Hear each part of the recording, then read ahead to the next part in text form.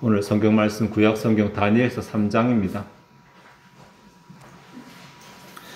다니엘서 3장 16절부터 18절까지 제가 봉독하겠습니다.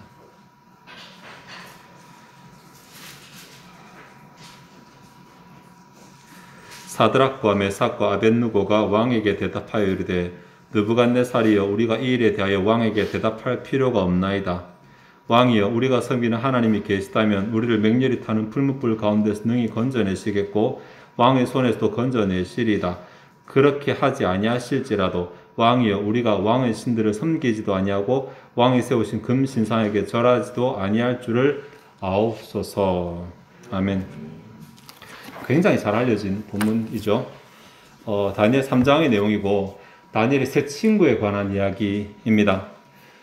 이들이 본문 가운데서 우상숭배라고 하는 위기의 상황에서 하나님을 신뢰하고 신앙을 보임으로 또 그 상황을 반전시켜 위기를 모면했던 이야기가 이 3장 가운데 나옵니다.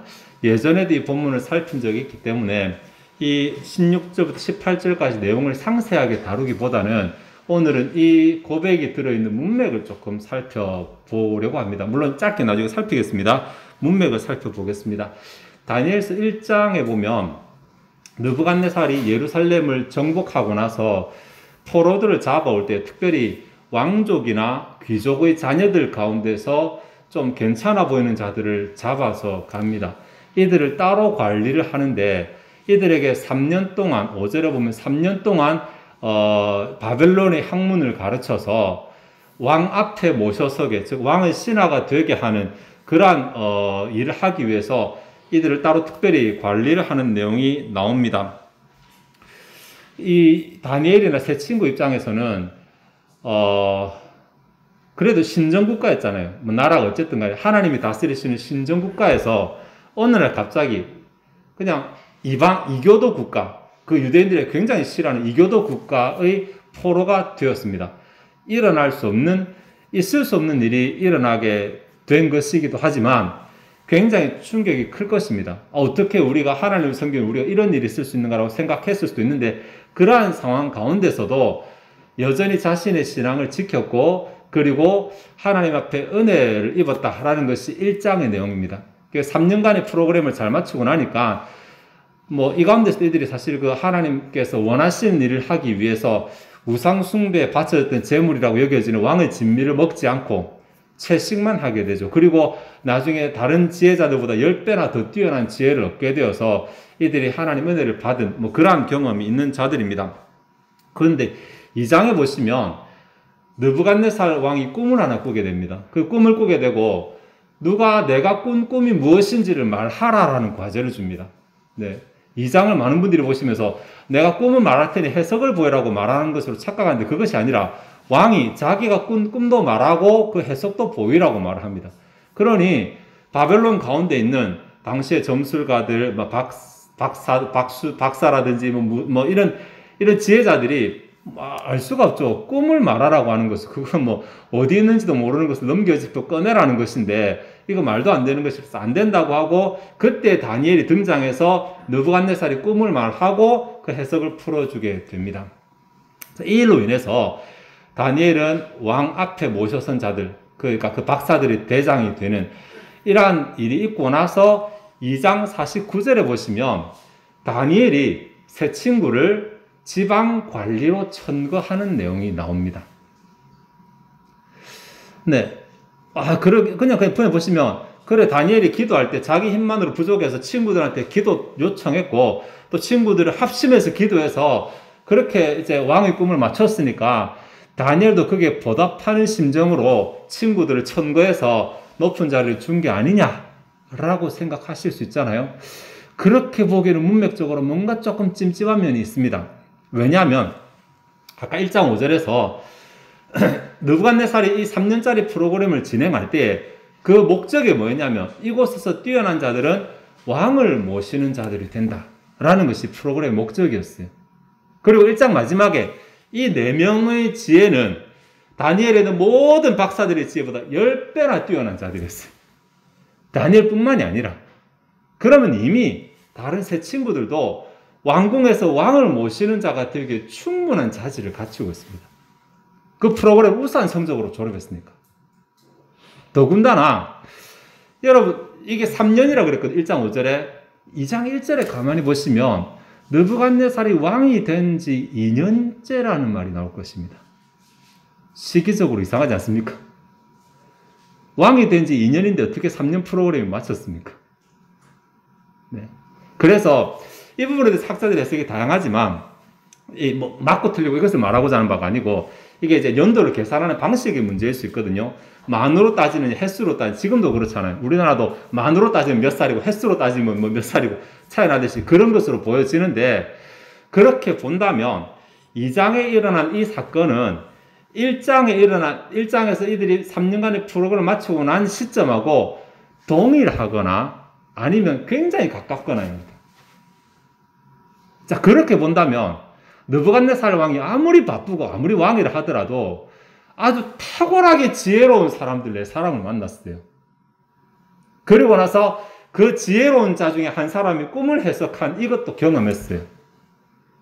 그런 사람들을 까먹어서 몰라보고 너희들이 평민으로 돌아가라. 그런데 이 사람이 부탁하니까 내가 특별히 채용해줄게. 이렇게 됐을까라는 거죠. 추측합니다. 추측하는데 이게 아마 다니엘의 생각이었던 것 같아요. 다니엘의 생각에 자신은 어쩔 수 없이 왕궁에서 왕을 섬겨야 돼. 그런데 그 왕이 이방왕이고 느부갓네살이잖아요. 폭군이었고 다음에 우상숭배자였거든요.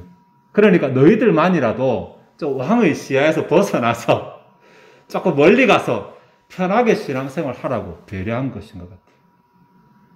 그러니까 안 될 사람을 천국에 높인 것이 아니라 가만히 놔두면 자기처럼 왕궁에 묶여야 되니까 너희들만이라도 가라고 아마 이렇게 했을 가능성이 있습니다.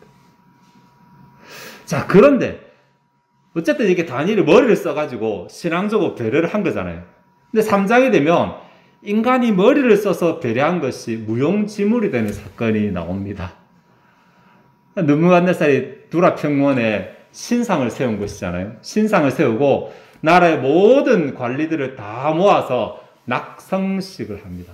낙성식. 이제 신상을 처음 세웠으니까 이제 이 보이는 이것은 진짜 신이다라고 해서 신이 대우를 하기 위해서 절을 해야 되는 이러한 의식을 거행하게 됩니다. 이곳에 다니엘은 빠지는데 새 친구들이 가게 됩니다. 다니엘이 가게 됐으면 참 재밌을 건데 다니엘이 빠지고 새 친구들이 가게 됩니다. 어떻게 이런 일이 있었을까? 아마도 당시에 그 관습 혹은 질서를 보게 되면 어디라도 관청 자체가 유지가 안 되면 안 되거든요. 관리가 조직이 무너지면 안 되니까 각 조직마다 필수 인력을 남겨두고 나머지는 다 갔을 것입니다. 다니엘도 그래서 빠졌을 거예요. 왕이 왕궁을 비웠잖아요. 왕이 왕궁을 비우니까 왕 대신에 왕궁에서 문제가 일어나지 않도록 만드는 필수 인력 가운데 다니엘이 들었을 거예요. 자기가 머리를 써서 들었는지 아니면 신임을 받아서 그래야 되는지 모르겠지만 그러나 새 친구들은 그렇게 되지 못했어요. 그래서 이 새 친구들은 어쩔 수 없이 두라 평원으로 가게 되었죠. 그 다음에 여러분 잘 아실 건데 그래 어쨌든 이렇습니다. 아니 지금 이렇게 내가 이방 땅에 포로로 잡혀왔으면 이런 상황 속에서도 내가 나름 할 수 있는 것에서 최선을 다해서 하나님을 신앙했는데 어떻게 이제 막 좀 편하게 신앙생활 할 수 있겠다라고 생각한 그때 하나님은 또다시 이렇게 궁지의 상황에 몰리도록 하시는가? 아니, 하나님이 이렇게 하지 않으셨다면 도대체 왜 이것을 막아주지 못하시는가? 이런 생각 들 수 있잖아요. 네. 아직도 제가 힘이 덜 들어 보이십니까? 이렇게 말할 수 있잖아요. 저 정말 죽음과 저는 1cm 차이밖에 나지 않습니다. 이렇게 고백할 수 있는 상황이거든요. 네.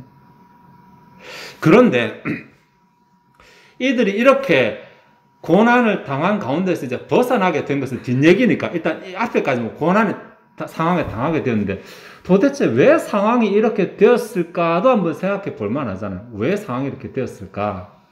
일단 당시에 바벨론이나 유대인이 일반적으로 가질 수 있는 생각.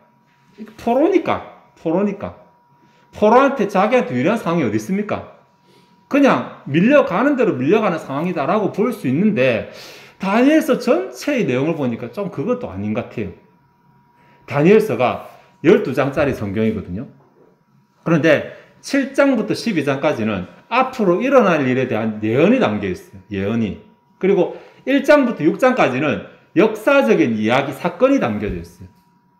사건이 1장부터 6장까지고 7장부터 12장까지 예언이 이렇게 두 개로 나눠지는데, 예언도 그렇지만 특별히 사건을 다루고 있는 1장부터 6장까지 내용을 보면 모든 장마다 6개 장이 똑같은 주제를 가지고 있습니다.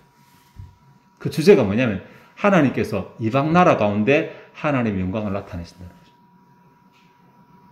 네. 1장 아까 생각했잖아요. 이들이 다른 나라에 잡혀갔음에도 불구하고 하나님께서 그들의 지혜를 10배나 더 뛰어나게 하시잖아요. 이게 지금 우리 생각에는 아무런 문제가 안 되지만 그 당시에서는 굉장히 쇼킹한 일입니다. 왜냐하면 그 당시의 신과는 철저하게 지역신 개념이라서 이스라엘의 신은 이스라엘에서만 힘을 쓸 수 있고 바벨론에서는 힘을 못 써요.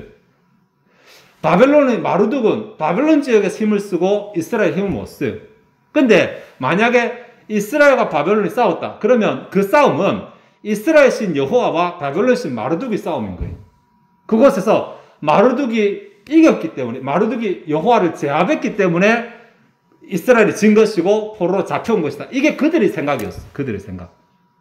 그러니까 패전한 이스라엘 신 여호와가 승전한 마르둑의 나라에서 영향력을 행사한다는 것은 그들의 가치관으로 있을 수 없는 생각이었어요.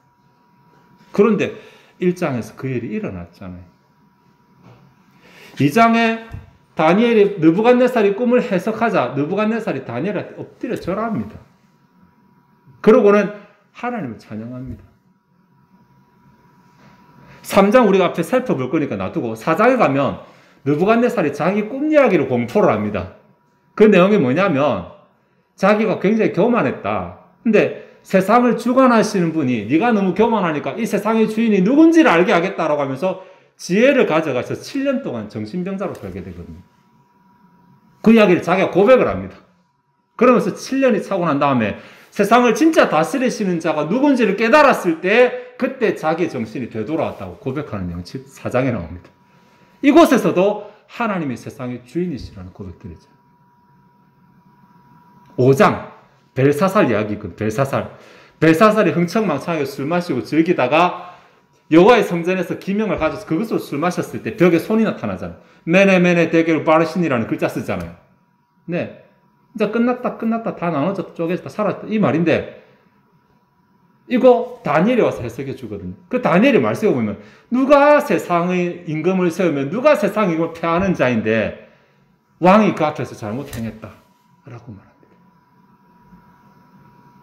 6장 우리가 굉장히 잘 아는 사건 사자굴 사건이잖아요. 나라가 바뀌었어. 이제 나라가 바뀌고 더 이상 물론 메대가 들어올 때 마르두그 이름으로 해방했지만 나라가 바뀌게 되어서 메대의 다리오가 나라를 얻었어요.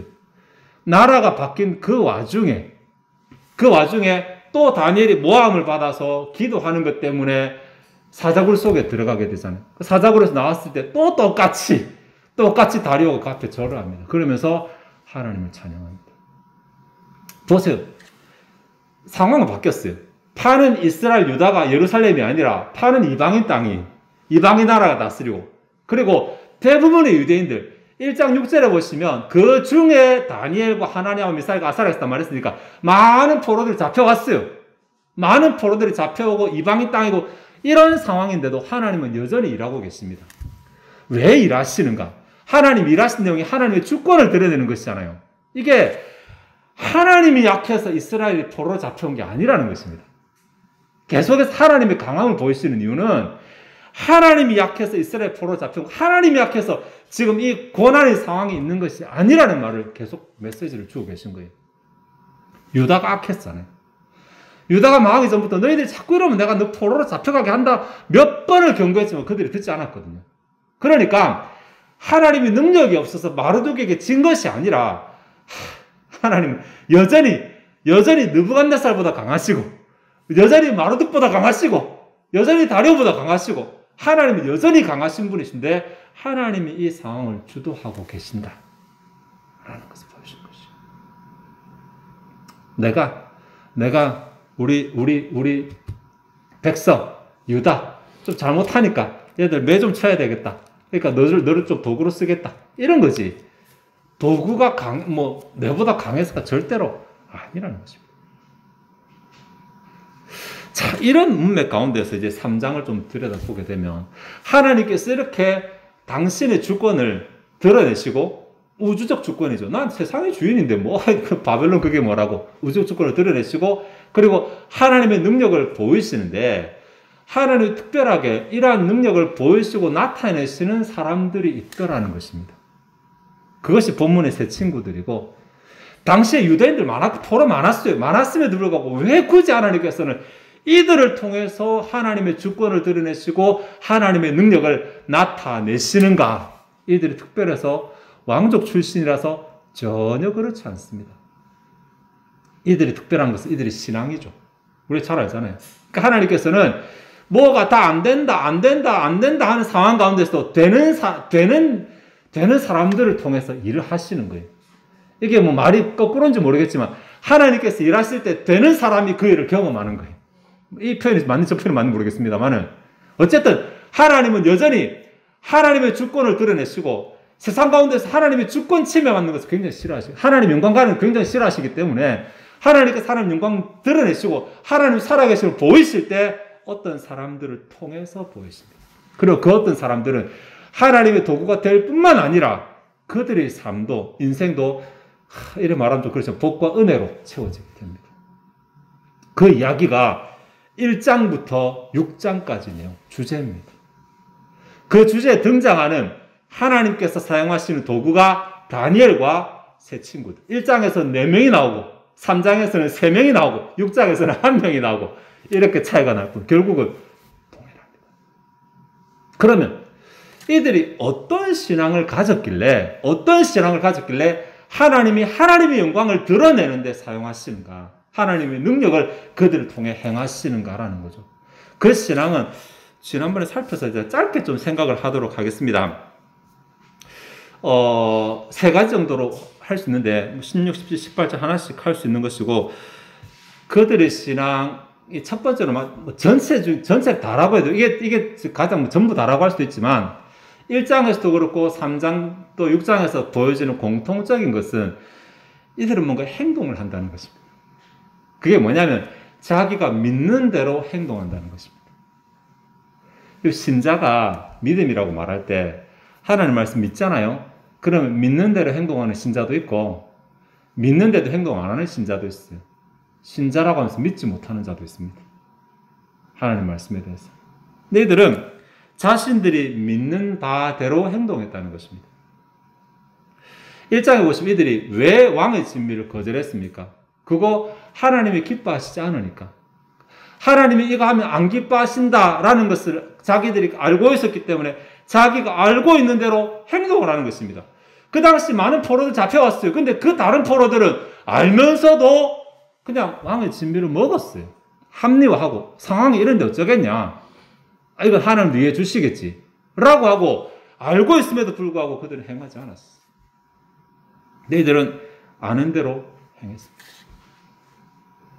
오늘 3장 본문 가운데서도 물론 이들뿐만이 아니라 다른 포로 가운데서 또 왕의 관료가 된 자들도 있을 것이고 이들 있을 것입니다. 그러나 유독 이들만 왕 앞에서 신상에 절하기를 거부하잖아요. 왜냐하면 하나님 우상숭배 싫어하시니까. 자기가 아는 것대로 행동하는 거죠. 이 아는 것이 신앙이죠, 신앙. 자기가 믿는 대로 행하는 것입니다.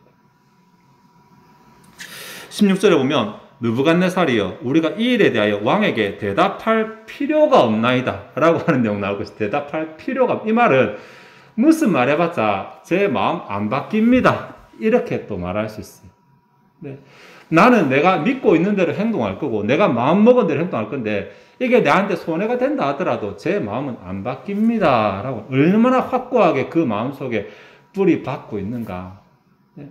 아는 것은 많이 있고 성경은 많이 아는데 정작 아는 대로 행하지 않는 분들이 많잖아요. 네. 그런데 이 세 친구들은 자기가 믿고 있는 바대로 행한다는 것입니다. 저희 부모님 세대, 우리보다 한 세대 앞 세대들 보면 아주 같은 말을 굉장히 많이 반복하시는 분들 있었어요.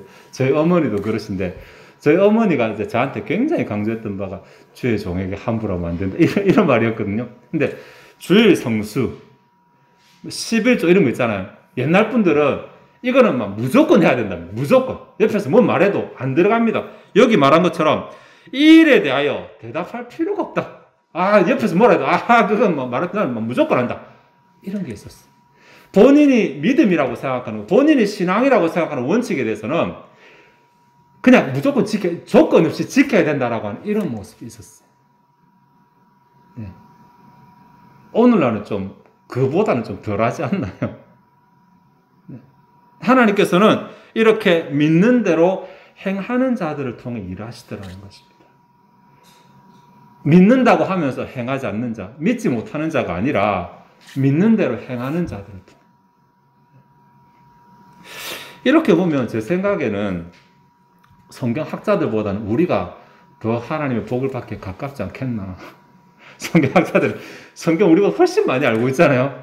근데 그 믿는 대로 다 행하려고 그러면 대단할 텐데 우리는 하나라도 좋으니까 내가 하나님 앞에서 믿고 있는 바대로 행하는 것. 이것이 하나님을 경험하는 방법이 되는 것입니다.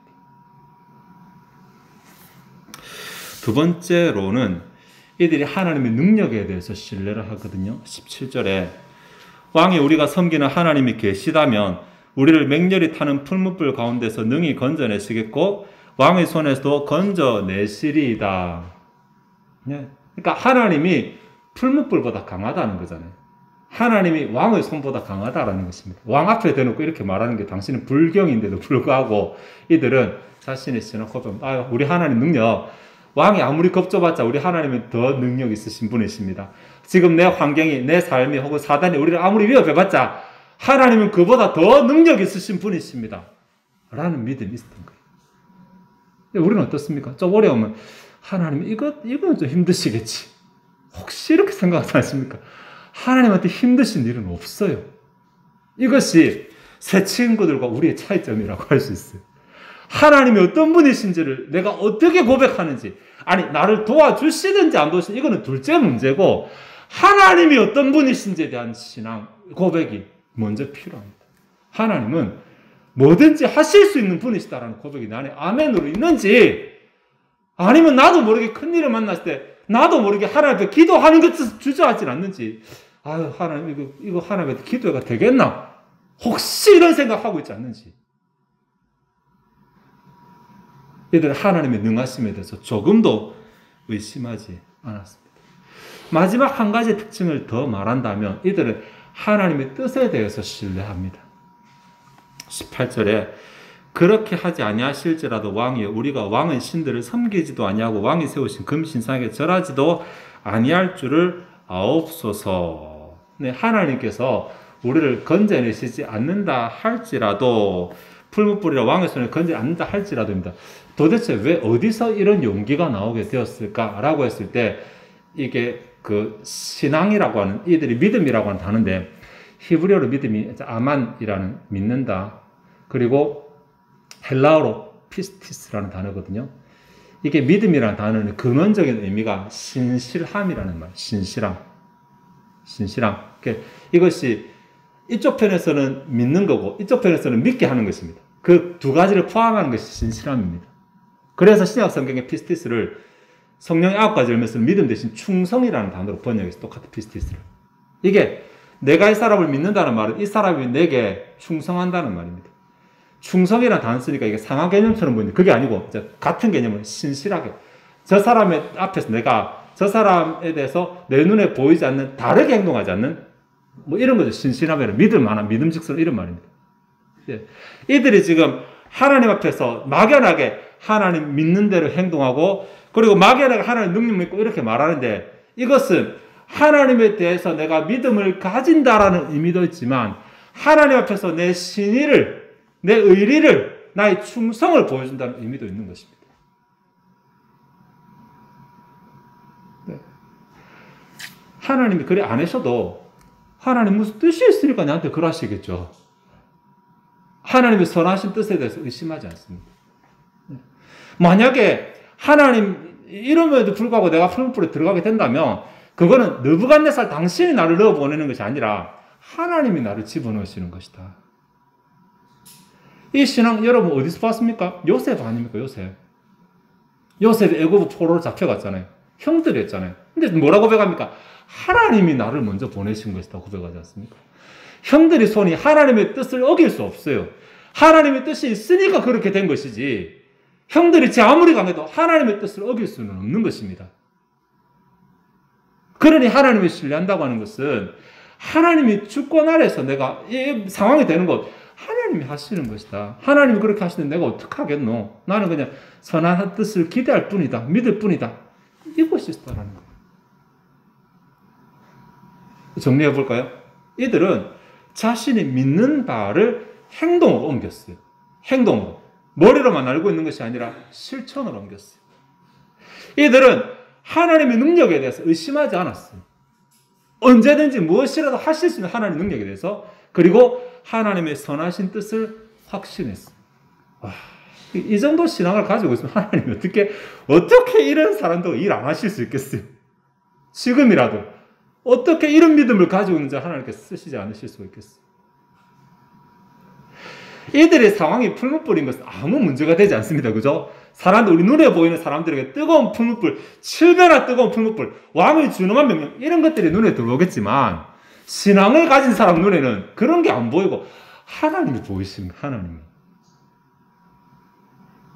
하나님이 그 뭐 지고 계시니까, 하나님이 어떻게 하시겠지, 뭐. 내가 뭐라고.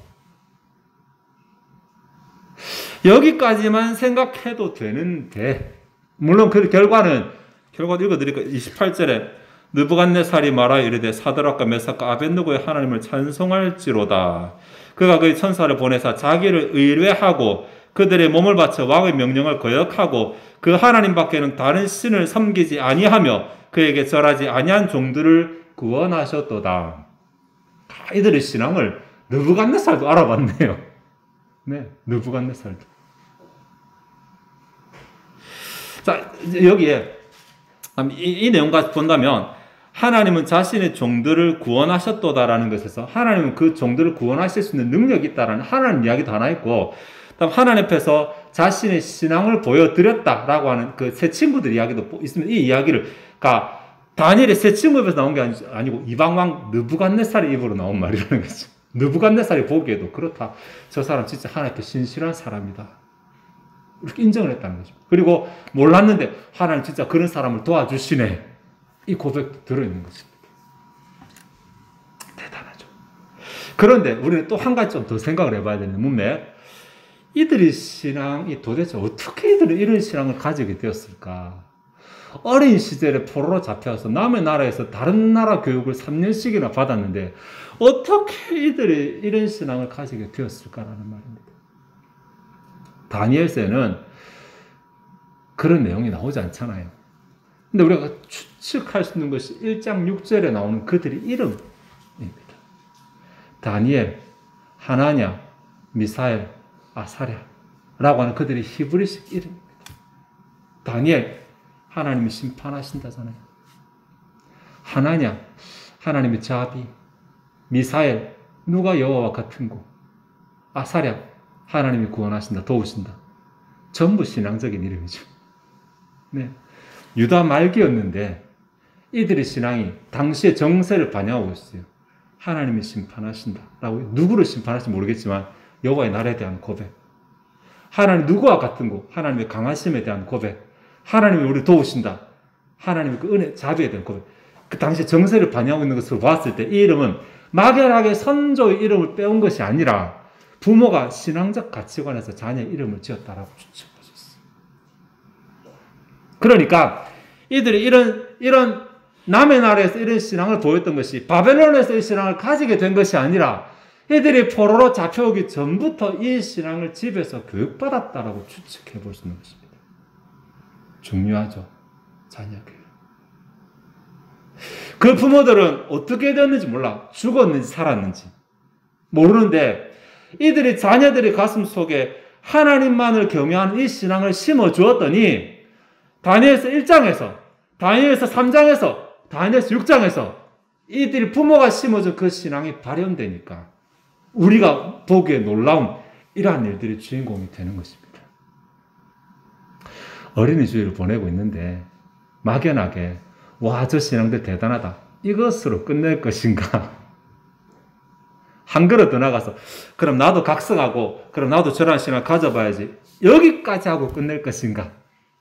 한 걸음 더 나아가서 내 자녀들에게 혹은 내가 담당하고 있는 학생들에게 나는 이 신앙을 전수해 줄 수 있는가? 이 고민까지 갈 수 있는가라는 것이죠. 혹 부모인 우리가 없어져 버린다 하더라도 내가 이들에게 이런 신앙적 유산을 물려주면 언젠가 하나님께서 사용하실 때 그 신앙이 발현되어서 오늘의 새 친구와 같은 6장의 다니엘과 같은 하나님의 일을 경험하게 되는 사람들이 되지 않겠습니까?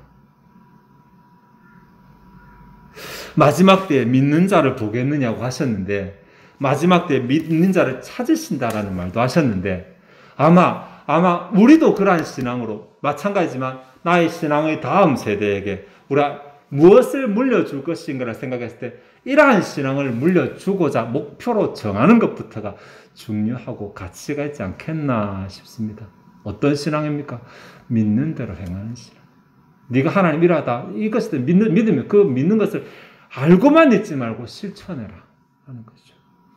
하나님의 능력에 대해서 의심하지 말라. 내 상황이 아무리 힘들어도 그 상황은 하나님의 피조물 안에 들어있다. 하나님의 능력에 대해서 의심하지 말라. 하나님의 선하신 뜻을 신뢰하라. 무슨 뜻이 있겠지. 불평하지 말고 무슨 뜻이 있겠지. 라고 하나님의 선하신 뜻에 신뢰하라.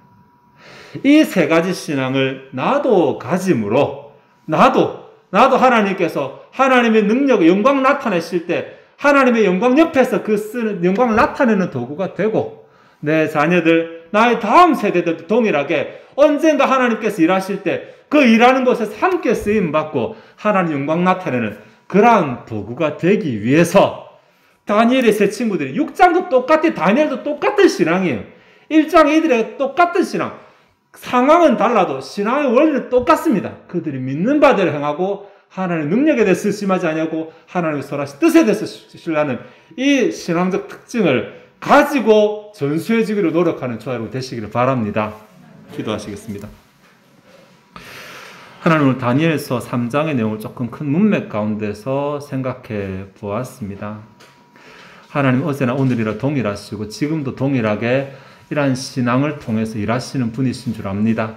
하나님 이름이 세상 가운데서 혹 우리가 잘못해서 교회가 잘못해서 하나님 이름이 짓밟히는 그 상황이라 하더라도 하나님은 여전히 세상의 주인이시고 이것을 하나님께서는 신실한 자를 통해 나타내시는 줄 압니다. 하나님 우리가 그러한 자가 되기를 원하고 우리 자녀들이 그러한 자들이 되기를 원합니다. 우리 안에 이 세 친구들이 가졌던 이 신앙의 본이 우리 안에도 들어오게 하시고 우리가 그 본을 우리의 것으로 삼고 다음 세대에 전수해 주도록 노력하는 우리들 되게 하여 주시옵소서. 이 시간 주 앞에 준비된 예물을 드리고자 합니다. 우리의 마음이 즐거이 하나님을 헌신하게 하옵소서. 감사드리며 예수 그리스도의 이름으로 기도하옵나이다. 아멘.